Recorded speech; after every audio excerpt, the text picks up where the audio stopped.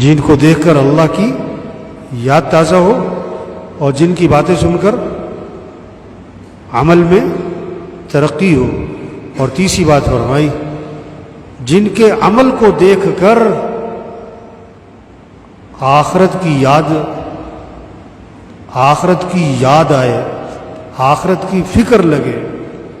جن کے عمل کو دیکھ کر ان کی زندگی، رہن سہن، ان کے پاس بیٹھ کر کیا ہے، آخرت کی فکر لگے آدمی کو کہ اصل تو آخرت ہے. دیکھو بعض لوگوں کے پاس بیٹھو تو آدمی کے اندر شوق آتا ہے ایک اور پلاٹ میں بھی لے لوں، ایک اور گاڑی لے لوں، فلاں موبائل لے لوں، فلاں سوٹ پہنوں، فلاں جوتا لوں.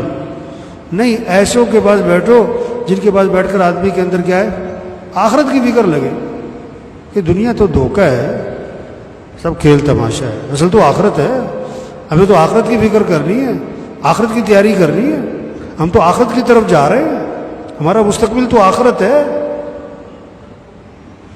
تو یہ تین باتیں جس میں ہونا، ایسوں کے پاس بیٹھو، ایسوں سے دوستی لگاؤ.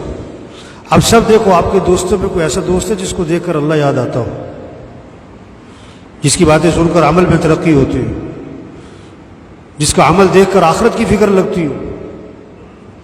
ایسا دوست کوئی تلاش کرو.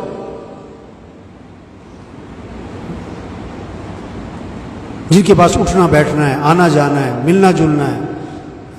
ایک ہوتا نا ایسے کوئی آدمی راہ چلتا مل گیا سلام دعا ہو گئی، وہ دوستی نہیں ہوتی. جن کے ساتھ اٹھنا بیٹھنا، ملنا جلنا، آنا جانا، پوچھنا بھی تم آئے نہیں، بھی میں تمہارے پاس آ رہا ہوں بھائی، یہ ہوتی دوستی. تو کوئی ایک دوست ایسا ہو کہ جس کو دیکھ کر اللہ یاد آئے اور جس کی باتوں سے عمل میں ترقی ہو اور جس کا عمل دیکھ کر آخرت کی فکر لگے.